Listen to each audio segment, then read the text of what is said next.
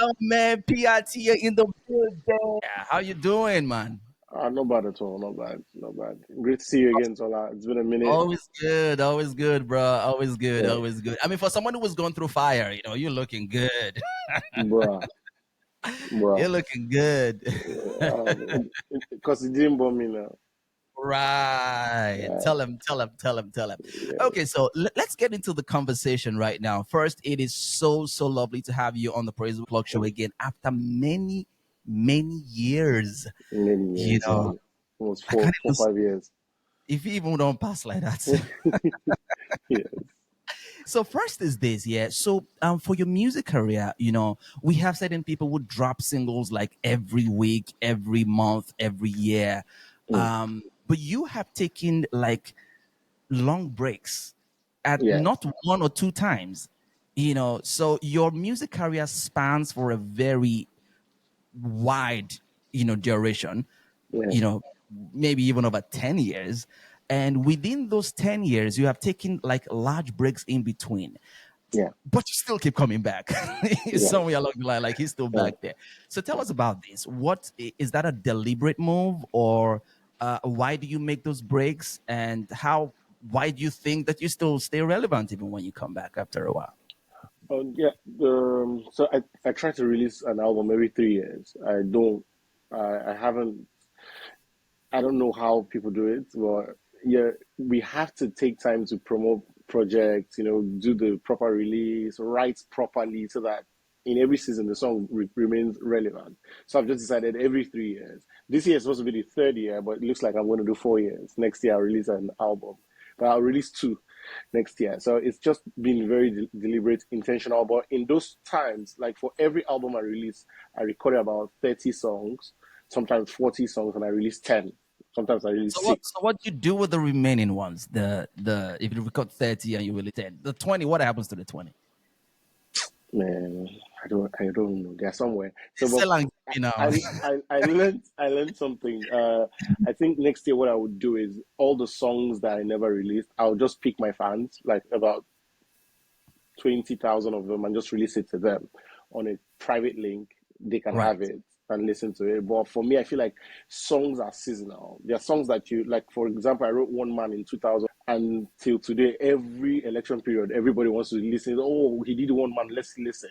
I wrote Mm. something for Nigeria's independence, and I wrote it last year. It didn't get any traction. This year, it got over 20,000 listens on Independence Day. I'm like, how? What's going on? So, and this time, so I'm going to focus on writing something for Christmas this year, so that can live beyond me. My children can enjoy the royalties from it and all. But I'm very intentional about the kind of songs I write and the kind of releases I do.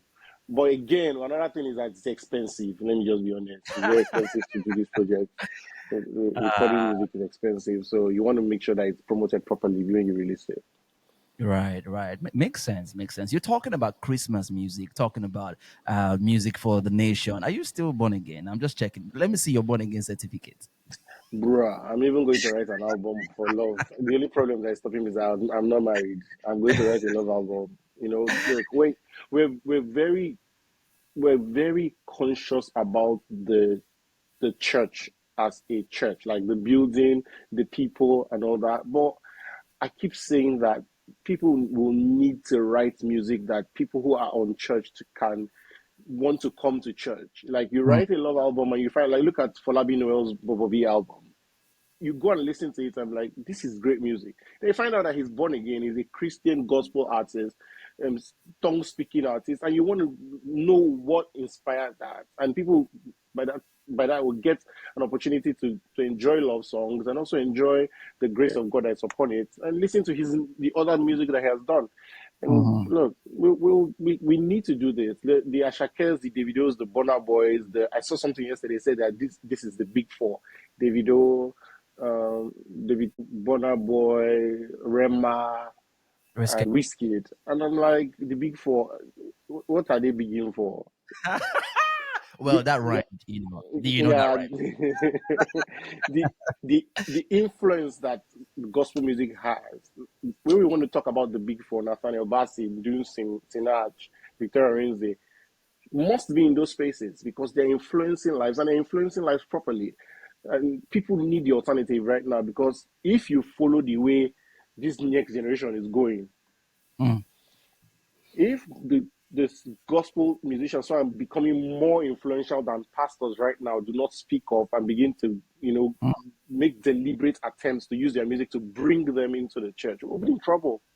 Our children are going to meet another industry that we did not even meet because mm. the kind of songs we sing, the Right. the creativity they are putting into the behavior. It's Yeah, worse.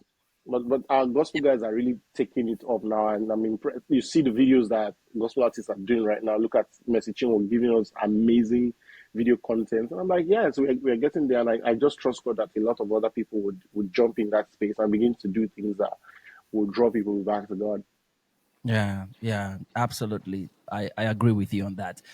And talking about videos, we're going to talk about your video very shortly. Yeah.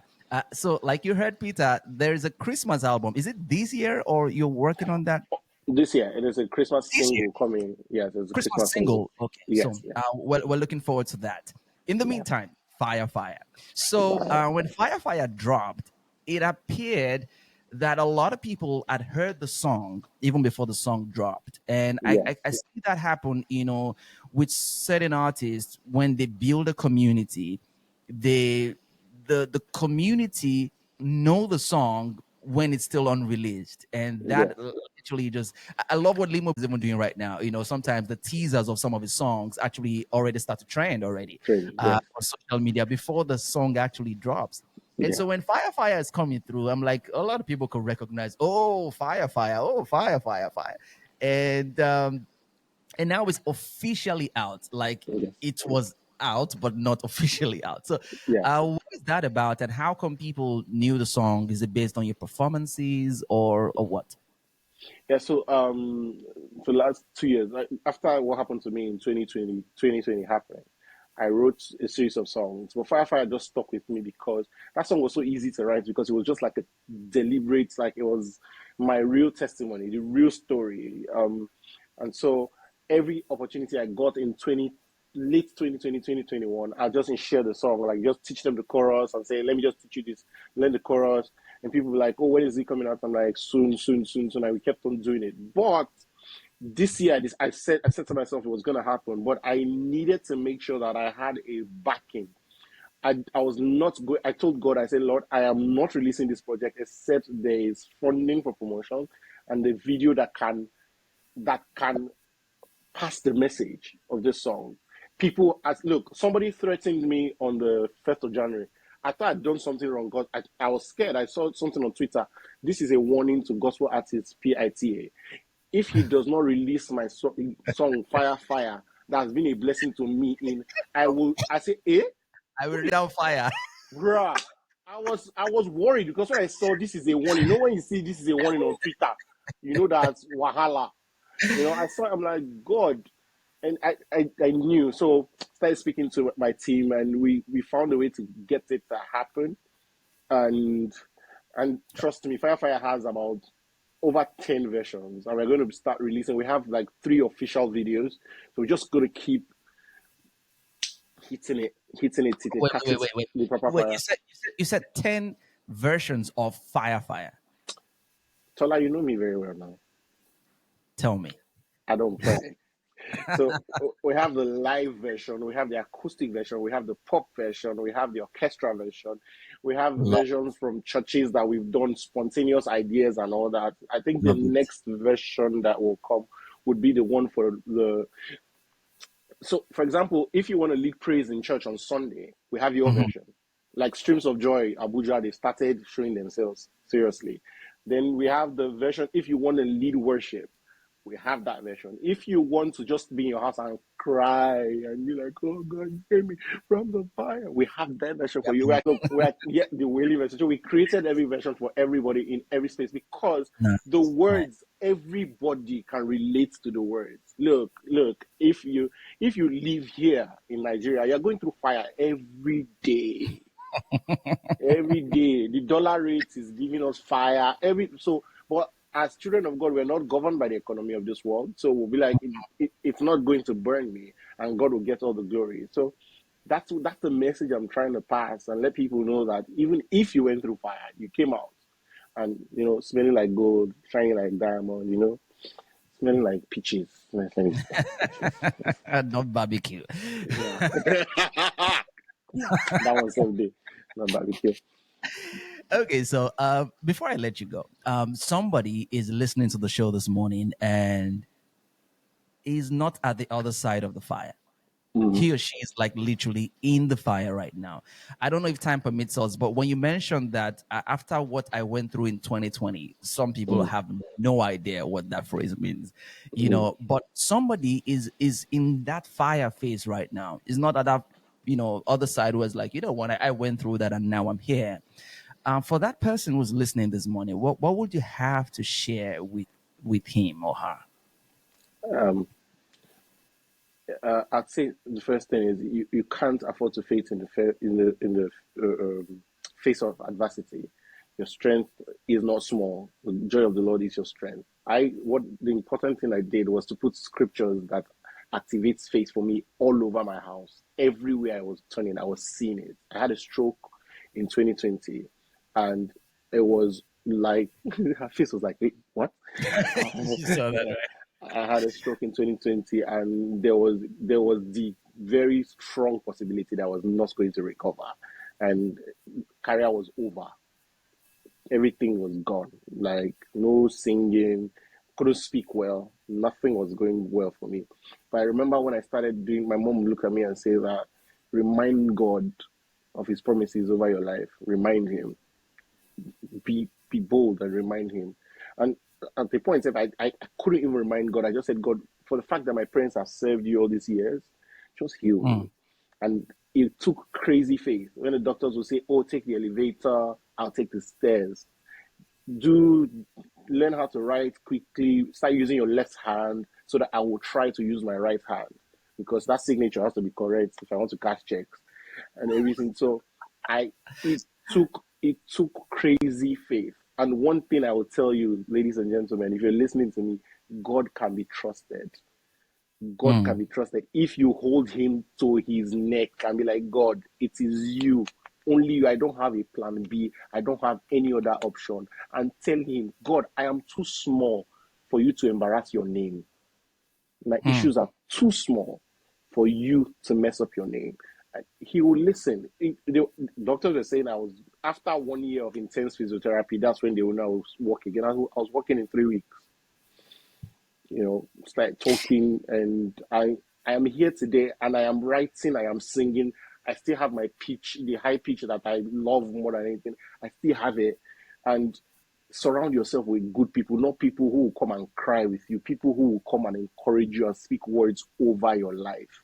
That's why I always talk about Onos Ario, Onos and her husband. They were like the catalyst. When I told Onos I was not going to sing again, Onos told me, you can't even hide in the studio. She was the one that took me to the studio and featured me on a song called Goodness and Mercy.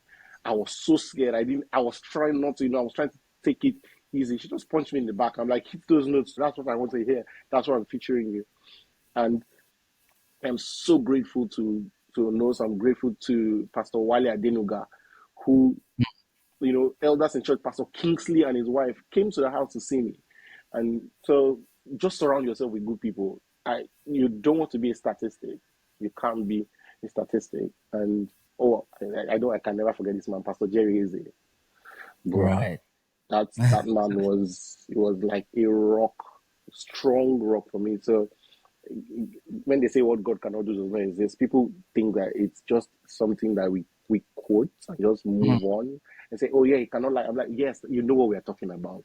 There is no mountain for him that is too high. There's no valley that he cannot fill. What God cannot do truly doesn't exist. So just free yourself and stop fighting the words. Take the words and use it. Use it for your situation. Anything. There's nothing. I don't understand how people think that God can do some things and not do everything. It doesn't make any mm, sense. Hold God. You say that you are depressed, carry your Bible. You will find your word in it. You're seeking, take your Bible. You will find your word. There's a word for everything that we've gone through in the Bible. And God will speak to you. okay. You will come out through the fire. in the midst of the fire, it won't burn you. Look at the three Hebrew boys. The person who took them, the people that took them to the fire got burnt. They didn't get burnt because there's a fourth man in the fire. Your fire extinguisher is there. That's the Holy Spirit.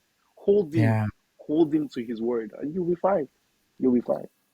You know, you said something just now when you said you don't understand how people think that God can do some things and not do some other things.